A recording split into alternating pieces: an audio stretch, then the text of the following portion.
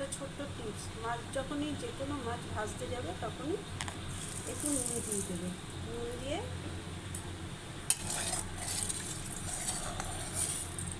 নাড়াচাড়া করে দেবে, তাহলে দেখবে কোনো মাছই আর কড়াইয়ের মধ্যে লাগবে না। যেমন আমি মাছ নুন দিয়ে মাছের জলে দিয়ে দিলাম, দেখবে একটা মাছও লাগবে না। এই ছোট্ট কথাটা তোমাদের সাথে আমি শেয়ার করলাম।